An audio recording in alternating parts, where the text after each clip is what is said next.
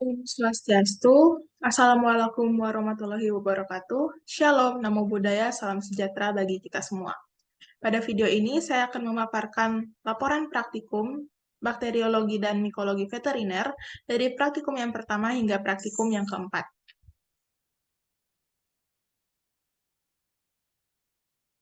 Dengan dosen pengampu yang pertama Profesor Dr. Hewan Inengah Kertabesung MSI, yang kedua Dr. Hewan Hapsari Mahatmi MP, yang ketiga Dr. Hewan Ketutono PG MKes, dan yang keempat Dr. Hewan Igusti Ketut Suarjana MP. Laporan praktikum ini disusun oleh saya, Ratih Marani Widya Seherewolo, dengan NIM 2309 511097 dari kelas A. Selanjutnya, langsung ke praktikum yang pertama, yaitu pengenalan alat lab, membuat media, dan isolasi. Yang pertama, pendahuluan dan latar belakang. Media kultur pada laboratorium mikrobiologi atau bakteriologi digunakan untuk menumbuhkan dan mempelajari karakteristik bakteri. Kolibasilosis adalah penyakit yang disebabkan oleh Escherichia coli atau E. coli yang sering ditemukan di saluran pencernaan hewan, terutama di peternakan. Penyakit ini dicurigai terjadi pada suatu peternakan unggas karena beberapa ayam sakit dan mati, menyebabkan pertumbuhan ayam menjadi lambat dan tidak aktif. Salah satu gejala yang diamati adalah mencret berwarna putih. Praktikum ini dilakukan dengan mengambil sampel feses dan menyiapkan media untuk identifikasi bakteri E. coli. Praktikum ini bertujuan untuk mengetahui apakah ayam pada peternakan tersebut terjangkit kolibasilosis. Untuk alat dan bahan yang diperlukan pada praktikum ini adalah sebagai berikut.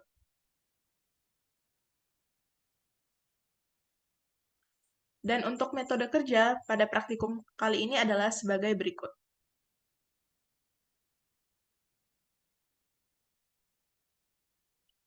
Baik, selanjutnya adalah hasil pengamatan. Yang pertama, pada media nutrien agar atau NA. Hasil yang ditemukan adalah koloni bakteri berwarna seperti putih susu, dan jumlah koloni kurang lebih ada 210. Dan untuk media McConkey agar atau MCA, hasil yang diperoleh adalah bakteri berwarna merah muda dan jumlah bakteri sekitar 182. Selanjutnya adalah pembahasan. Dari hasil pengamatan, pada media NA terdapat sekitar 210 koloni bakteri yang berwarna seperti putih susu.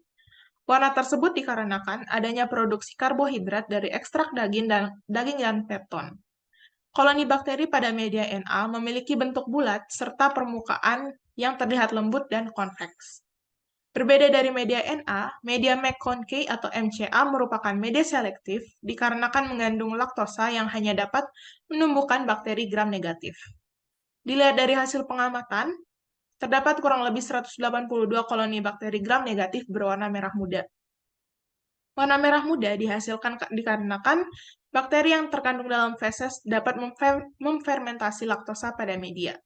Dari 210 koloni bakteri umum, terdapat 180 koloni bakteri gram negatif. Salah satu bakteri gram negatif adalah E. coli.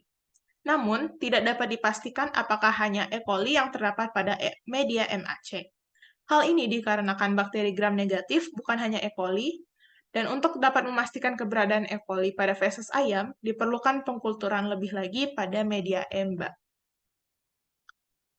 Kesimpulan untuk praktikum pertama adalah media nutrien agar atau NA dapat menumbuhkan mikroba secara umum dan pada pengamatan ditemukan sekitar 210 koloni bakteri yang berwarna putih susu karena produksi karbohidrat dari ekstrak daging dan pepton. Sebaliknya, media McConkey atau MCA selektif untuk bakteri gram negatif dan menunjukkan sekitar 182 koloni bakteri berwarna merah muda akibat fermentasi laktosa. Dari 210 koloni bakteri, 182 merupakan gram negatif, namun belum dapat dipastikan apakah semuanya E. coli. Selanjutnya adalah praktikum yang kedua, yaitu identifikasi kuman dengan pewarnaan gram dan uji katalase. Yang pertama, pendahuluan dan latar belakang. Pewarnaan gram adalah teknik pewarnaan laboratorium yang membedakan dua kelompok bakteri dengan mengidentifikasi perbedaan struktur dinding selnya. Ini adalah alat penting dalam proses identifikasi bakteri dengan membagi bakteri ke dalam dua kelompok yang disebut gram positif dan gram negatif, dan memungkinkan tipe morfologinya yang berbentuk kokit atau batang terlihat jelas. Uji katalase merupakan uji biokimia untuk organisme aerobik yang memungkinkan kita melihat produksi enzim katalase pada mikroba. Enzim katalase ini terutama bertahan dalam oksigen dan merupakan enzim paling umum yang ditemukan di semua organisme hidup dan yang terutama bertahan dalam oksigen dan mengkatalisis pemecahan hidrogen peroksida, melepaskan air dan oksigen. Uji katalase berguna dalam karakterisasi teoritis sebagian besar bakteri. Untuk alat dan bahan yang diperlukan pada praktikum ini adalah sebagai berikut. Dan untuk metode kerja yang diperlukan dalam praktikum ini adalah sebagai berikut.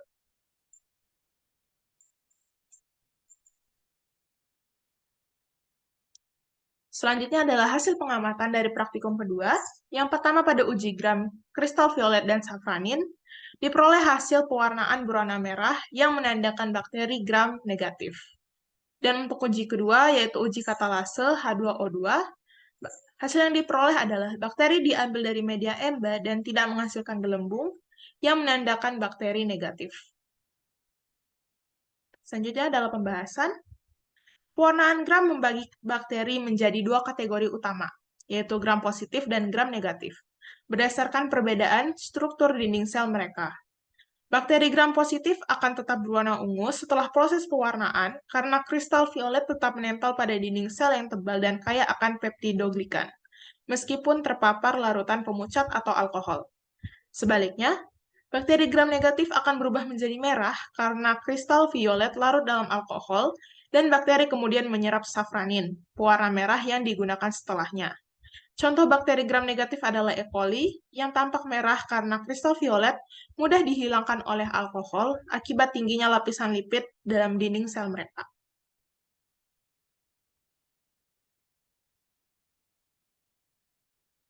Di sisi lain, pada uji katalase diperoleh hasil negatif, dan jika hasilnya negatif, maka tidak akan ada pembentukan gelembung udara. Ini menandakan absennya enzim katalase dalam bakteri tersebut, sehingga tidak terjadi dekomposisi H2O2 menjadi air dan oksigen.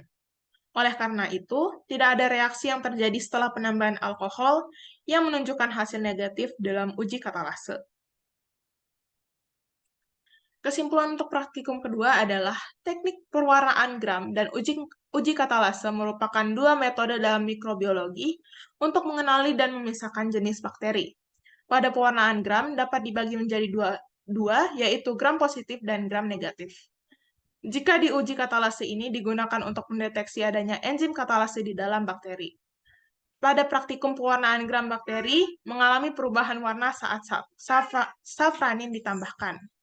Perubahan warna tersebut menunjukkan warna merah yang diklasifikasikan sebagai gram negatif. Di sisi lain, pada uji katalase, bakteri yang diambil dari media EMBA dan dicelupkan dalam larutan hidrogen peroksida atau H2O2 tidak ada pembentukan gelembung udara yang menandakan bahwa bakteri tersebut negatif atau tidak memiliki enzim katalase. Selanjutnya adalah praktikum ketiga, yaitu identifikasi bakteri dengan uji biokimia dan uji gula-gula. Yang pertama, pendahuluan dan latar belakang praktikum ketiga, yaitu bakteri adalah mikroorganisme prokaryotik yang memiliki karakteristik yang beragam, sehingga diperlukan identifikasi untuk mempelajari dan memahami bakteri. Proses identifikasi dilakukan setelah isolasi bakteri pada berbagai media dan bertujuan untuk mengetahui sifat-sifat biokimiai bakteri. Identifikasi melibatkan serangkaian uji, termasuk uji biokimiawi, uji gula-gula, dan uji serologis. Media yang digunakan dalam identifikasi sifat-sifat biokimiawi bakteri Enterobacteriaceae mencakup triple sugar iron agar atau TSI, sulfide indole motility atau SIM medium, methyl red Fuchs Proskauer atau MRVP medium, Simon citrate, serta uji gula-gula pada glukosa dan laktosa. Untuk alat dan bahan yang diperlukan pada praktikum kali ini adalah sebagai berikut.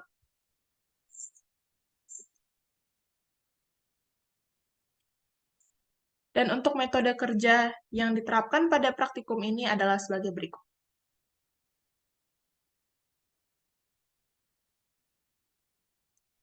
Selanjutnya adalah hasil pengamatan. Yang pertama pada triple sugar iron agar atau TSI agar diperoleh hasil positif dan hasil akhir media tetap berwarna kuning dan terdapat gelembung yang menunjukkan pH rendah atau asam. Dan juga terjadi fermentasi glukosa dan produksi H2S. Yang kedua pada sulfide indol motility atau SIM diperoleh hasil yang pertama bekas tusukan kabur, lalu indol positif yang berarti organisme bergerak dari luka tusukan, lalu terdapat awan pada permukaan media yang menandakan adanya motility atau pergerakan pada media, lalu tidak terdapat endapan hitam bakteri, sehingga tidak menghasilkan sulfur, dan terdapat cincin merah atau terjadi reaksi indol pada media. Yang ketiga, pada MRVP, yang memperoleh hasil tes MR positif, ditandai dengan adanya warna merah di atas permukaan medium yang mempertahankan produk akhir asam. Dan untuk tes VP memperoleh hasil negatif yang ditandai dengan adanya warna kuning atau bakteri tidak mempertahankan produksi akhir asam, yaitu basa atau netral. Dan bakteri memproduksi asetilmetilkarbonil atau asetoin. Yang keempat pada Simon citrate agar atau SCA memperoleh hasil negatif, hasil akhir tidak terjadi perubahan warna, bakteri tidak tumbuh atau negatif, dan bakteri tidak memanfaatkan asam sitrat sebagai sumber karbon. Dan yang terakhir, pada uji gula-gula, diperoleh hasil negatif, yaitu bakteri tidak memproduksi gas, tidak terjadi fermentasi karbohidrat, dan tidak terjadi perubahan warna. Selanjutnya adalah pembahasan dari praktikum ketiga.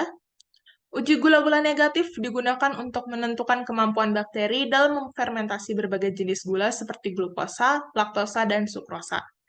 Jika bakteri menghasilkan gas, medium akan berubah menjadi kuning, menunjukkan hasil positif. Sedangkan jika tidak, medium tetap bening yang menunjukkan hasil negatif. Bakteri yang tidak memfermentasi gula mungkin tidak menggunakan gula tersebut sebagai sumber karbon atau tidak memiliki jalur metabolik untuk memetabolisme. Selain itu, uji RVP menggunakan media untuk menentukan kemampuan bakteri dalam memfermentasi glukosa dan menghasilkan asam asetat. Bakteri yang menghasilkan asam asetat akan mengubah warna medium menjadi merah, sedangkan jika tidak, medium tetap kuning atau oranye. Uji TSIA membedakan bakteri gram negatif dan positif berdasarkan kemampuan bakteri dalam menghasilkan gas, fermentasi gula, dan produksi hidrogen sulfida. Hasil negatif menunjukkan bakteri tidak mampu memfermentasi gula, menghasilkan gas, ataupun hidrogen sulfida. Uji SIM digunakan untuk mengidentifikasi kemampuan bakteri dalam memproduksi hidrogen sulfida dan indol. Bakteri yang mampu menghasilkan H2S akan mengubah warna medium menjadi hitam, sedangkan jika tidak, medium tetap kekuningan. Dan yang terakhir, uji Simon citrate agar digunakan untuk menentukan kemampuan bakteri dalam memetabolisme sitrat sebagai sumber karbon. Hasil negatif menunjukkan bakteri tidak mampu memetabolisme sitrat. Kesimpulan untuk praktikum ketiga adalah, uji gula-gula negatif digunakan untuk melihat apakah bakteri bisa menghasilkan gas dari fermentasi gula tertentu. Uji MRVP dan TSIA digunakan untuk melihat apakah bakteri bisa menghasilkan asam asetat atau gas, serta fermentasi gula tertentu, dan produksi hidrogen sulfida. Uji SIM digunakan untuk melihat kemampuan bakteri dalam memproduksi hidrogen sulfida dan indol. Sedangkan uji Simon citrat agar digunakan untuk melihat apakah bakteri bisa menggunakan sitrat sebagai sumber karbon. Hasil positif menunjukkan bakteri mampu melakukan proses fermentasi atau menghasilkan produk tertentu, sedangkan hasil negatif menunjukkan bakteri tidak mampu melakukannya. Uji-uji ini membantu dalam mengidentifikasi kemampuan metabolik dari berbagai jenis bakteri. Selanjutnya adalah praktikum yang terakhir, yaitu uji kepekaan bakteri terhadap antibiotika atau sensitivity test.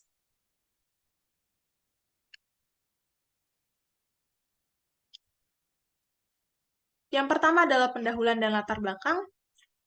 Antibiotika telah menjadi salah satu pilar utama dalam pengobatan infeksi bakteri sejak penemuan penisilin.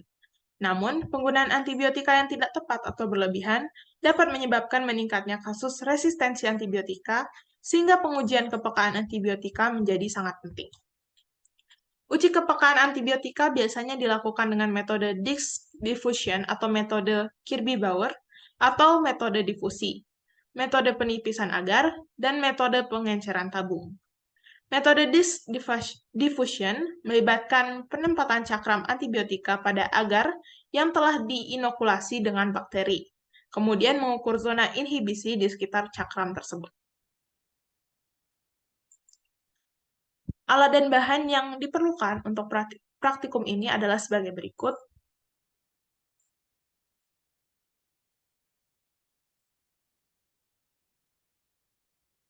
Dan untuk metode kerja yang diterapkan pada praktikum ini adalah sebagai berikut.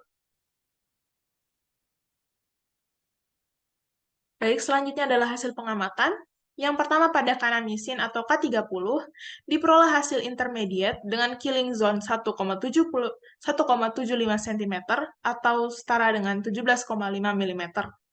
Dan pada ampicillin atau AMP diperoleh hasil resistan dengan killing zone 0,2 cm atau setara dengan 2 mm. Sedangkan pada erythromycin atau E tidak ditemukan killing zone, sehingga dikategorikan sebagai resisten. Selanjutnya adalah pembahasan. Ketika hasil uji menunjukkan bahwa zona hambat kanamisin dikategorikan sebagai intermediate, ini berarti bakteri tersebut menunjukkan respons yang sedang terhadap antibiotik ini. Zona hambatnya tidak cukup besar untuk dikategorikan sebagai sensitif, namun juga tidak cukup kecil untuk dikategorikan sebagai resisten. Kondisi ini menunjukkan bahwa penggunaan kanamisin mungkin memerlukan dosis yang lebih tinggi atau kombinasi dengan antibiotik lain. Selanjutnya, zona hambat yang sangat kecil atau tidak ada di sekitar cakram ampicillin dan erythromycin menunjukkan bahwa bakteri tersebut resisten terhadap kedua antibiotik ini. Resistensi ini berarti bahwa bakteri tidak terpengaruh oleh konsentrasi antibiotik yang biasanya efektif sehingga diperlukan antibiotik alternatif yang lebih efektif berdasarkan uji sensitivitas lainnya. Kesimpulan untuk praktikum keempat adalah uji sensitivitas bakteri terhadap antibiotika merupakan metode untuk menentukan seberapa efektif antibiotik tertentu dalam menghambat atau membunuh bakteri. Salah satu metode yang sering digunakan adalah metode difusi cakram atau disk diffusion method, di mana cakram yang mengandung antibiotik ditempatkan di atas agar yang telah diinokulasi dengan bakteri. Hasil uji sensitivitas dinilai berdasarkan diameter zona hambat atau killing zone yang terbentuk di sekitar cakram antibiotik. Zona hambat ini diukur dalam milimeter dan dibandingkan dengan standar yang telah ditetapkan. Pada praktikum ini diperoleh hasil bahwa killing zone kanamisin dikategorikan sebagai intermediate karena zona hambatnya cukup besar, serta killing zone ampicillin dan erythromycin dikategorikan sebagai resisten karena zona hambatnya sangat kecil dan tidak ada. Baik, sekian pemaparan dari saya. Terima kasih.